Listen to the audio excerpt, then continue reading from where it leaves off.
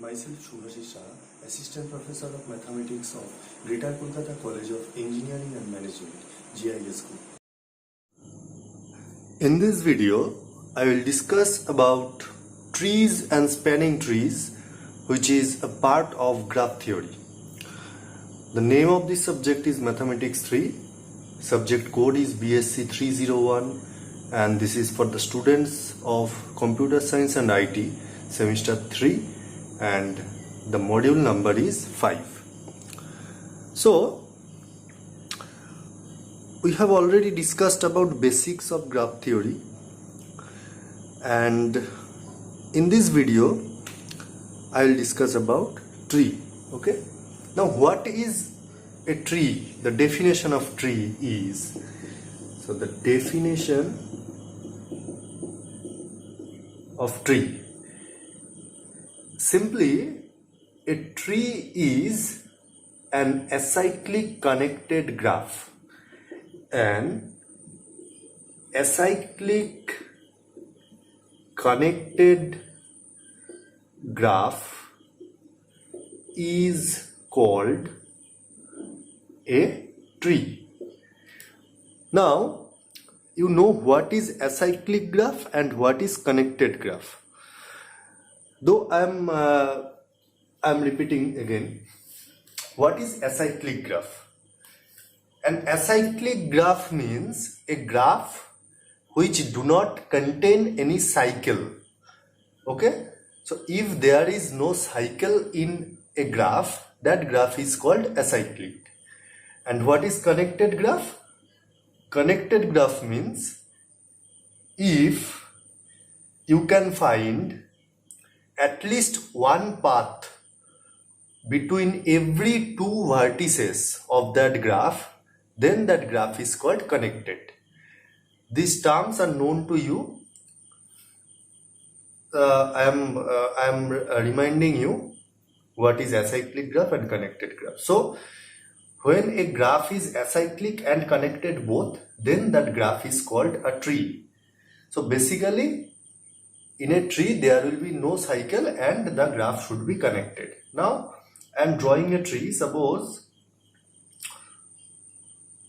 this V1, V2, V3, V4. The name of this graph is G. Now see, this is a tree because there is no cycle and the graph is connected. Okay, so this is very simple to understand. You can draw in any way. There is no restriction, just there should be no cycle. This is also a tree. V1, V2, V3, V4, V5, V6. So these two are examples of tree. Okay, now I will discuss about binary tree. What is binary tree? So binary tree. So binary tree is a special type of tree in which there will be only one vertex of degree 2. Only one vertex of degree 2, and all other vertices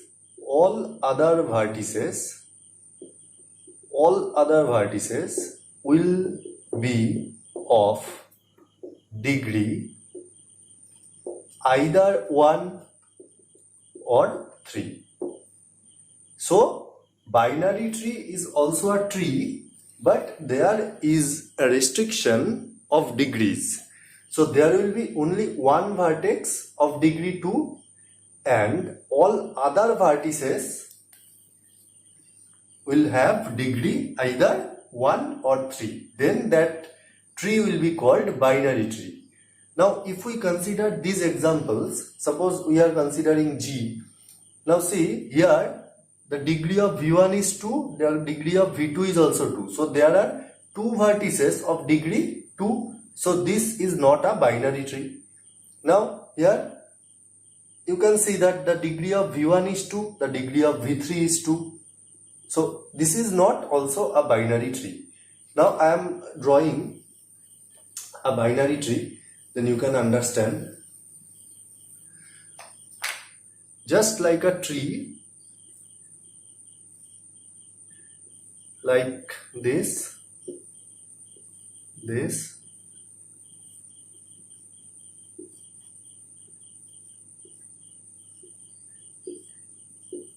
Now see, I am giving the name of the vertices V1, V2, V3, V4, V5, V6, V7, V8, V9, V10, V11, V12, V13, V14, V15. So there are 15 vertices, and see, this V1 is only the vertex whose degree is 2. You can't find any other vertex with degree 2. Only V1, the degree of V1 is 2. So here in the definition of binary tree, it is said that there will be only one vertex of degree 2, so that is V1, and all other vertices, now check that all other vertices are of degree either 1 or 3. So this is 3, degree, this is of degree, here I will draw another vertices V15, V16. This is degree 3, 3, 3, 3. Okay, so and these the vertices of degree of these vertices are 1. So there is no vertex except V1 of degree 2, and all the other vertices are of degree 3 or 1. Okay, so this is an example of binary tree. The vertex of degree 2 in the binary tree is called the root. The one vertex whose degree is 2 is called the root of the binary tree. Now I will tell you what is forest. So forest is the collection of some trees.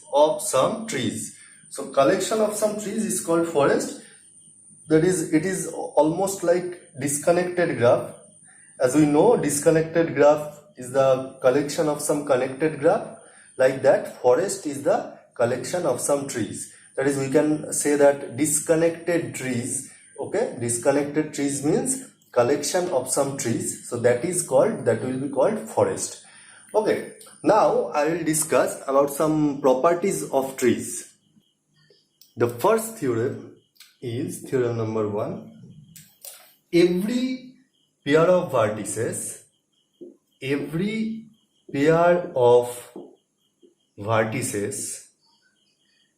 in a tree is connected by one and only one path. So the theorem states that in a tree, every pair of vertices will be connected by one and only one path. So there will be no another path in between two vertices. Okay. So if we to prove this is very obvious. Okay, I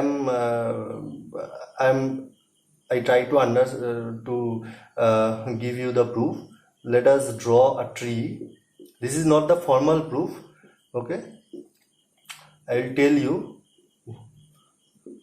So this is a tree. There is no cycle. Now see, by definition of tree, we know that in a tree there will be no cycle. Okay, so now if this is not now a tree, because this is a cycle, this graph has a cycle, so this is not a tree. Now if there is a cycle, then only in between two vertices there is more than one path. There will be two paths. That is, from V1 to V2 we can go through this edge or through this path. There are two paths from V1 to V2. Reason? What is the reason? Because this is a cycle. This is a cycle. If there is no cycle, then from V1 to V2, if you want to go from V1 to V2, you will have only one path. Okay, so the theorem states that every pair of vertices in a tree is connected by one and only one path. It is proved by definition of tree, because definition of tree states that there is no cycle in a tree. So if there is no cycle, then in between two vertices there can't be more than one path. If we want to go from one vertex to another vertex, we will have only one path. Okay, so by definition we can say that if every pair of vertices in a tree is connected by one and only one path. Okay, so the formal proof, you will be I will tell you the reference book. From there you can get it. Okay, so just now from this video you will try to understand. Okay, so next theorem I will tell you that the reverse of this statement, that is vice versa, that if converse of theorem 1, if there is only one path, if there is only one path between every pair of vertices in a graph, then the graph is a tree. So this is just the converse of theorem 1. So you are given a graph, suppose you are given a graph and you see that in that graph between every two vertices you are getting only one path, single path. From Vi to Vj, if you want to go from Vi to Vj, you have only one path.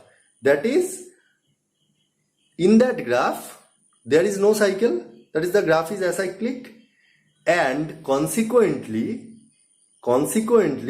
for proving that the graph is tree, we have to prove also that the graph is connected. So by the statement of the theorem, it is stated that in between every two vertices there is only one path.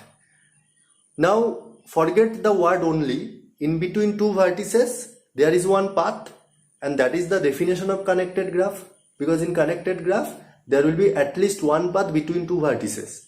So from this statement, if we want to prove that the graph is tree, we have to show that the graph is connected and the graph is acyclic. Okay, so for proving the graph is acyclic, this statement is enough, that there is only one path between every pair of vertices. This only one path. This means that the graph has no cycle. And for proving that the graph is connected, there is one path between every pair of vertices. This is enough. So the graph is connected and acyclic, hence the graph is a tree, hence the proof. So in this way you have to prove the theorem. Okay, so you have to you can get this formal proof from book, or you can write. I try to understand you. Okay, so if you write and if you want to check it by me, then you can send me. My contact details is given. Okay, now I will tell you what is minimally connected graph. Minimally connected graph. So minimally connected graph means if you remove one edge from a graph, and then the graph be disconnected, then that graph is called minimally connected. So if a graph becomes, if a connected graph becomes disconnected after removing one edge, then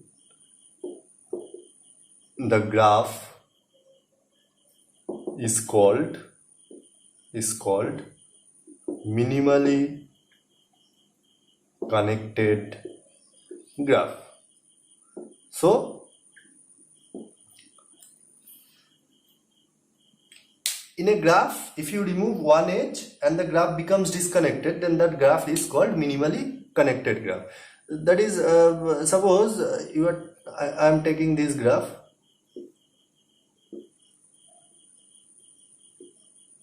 Now see, if you remove this edge, the graph becomes disconnected. Okay? If you remove this edge, the graph becomes disconnected. But this graph, we can't tell that this graph is minimally connected. In the definition, it is said that if a connected graph becomes disconnected after removing not one edge, any one edge, then if you remove any edge, the graph will have to be disconnected. Then that graph is called minimally connected. So we see that if we remove this edge, then the graph is not disconnected. So this graph will not be minimally connected. If you see that after removing any of the edges, any one of the edges, the graph becomes disconnected, then that graph is called minimally connected. So I am giving you an example like this. Now see, if you remove any one of the edges, suppose I am naming this E1, E2, E3. Now you remove any one of E1, E2 or E3, you see that the graph will be disconnected. If you remove E1, the graph is disconnected. If you remove E2, the graph will be disconnected. If you remove E3, the graph will be disconnected. So this graph is called minimally connected graph. So after removing any one of the edges, the graph must be disconnected. Then that graph is called minimally connected. Now I will tell you a very important theorem. So the statement is, a tree with n vertices,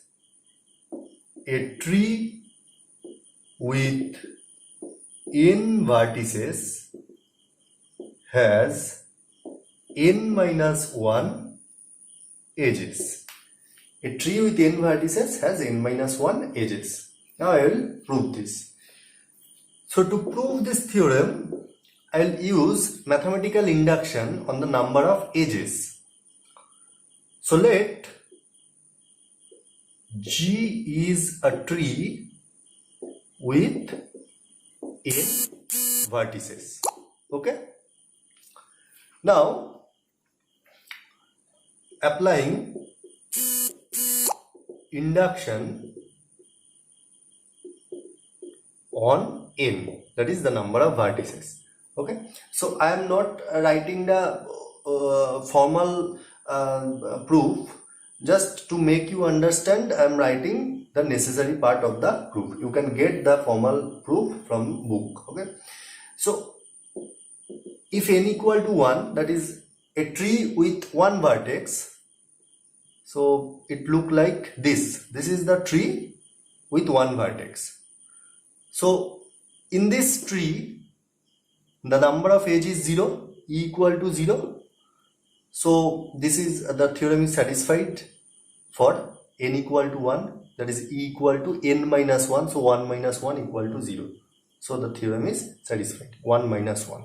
Now if n equal to 2, the tree will look like this. This is a tree with two vertices. So here e equal to 1.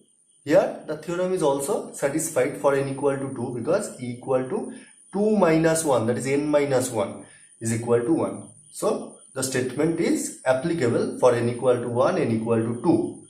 Now assume that the theorem is satisfied for n equal to k. If the value of n equal to k, n is k, then the theorem is applicable. We will prove for a tree with n vertices. Till now, it is satisfied for k vertices. Okay. Now, so let us have a tree. Suppose this is a tree. It is a tree. Here there are n vertices, total n vertices. We are taking G is a tree with n vertices. Okay, we will have to prove for this graph. Now I have drawn like this because you assume that this is a tree with n vertices. Since we do not know the value of n, so I have drawn like this. This is a tree with n vertices. Okay, so I just have drawn a single edge.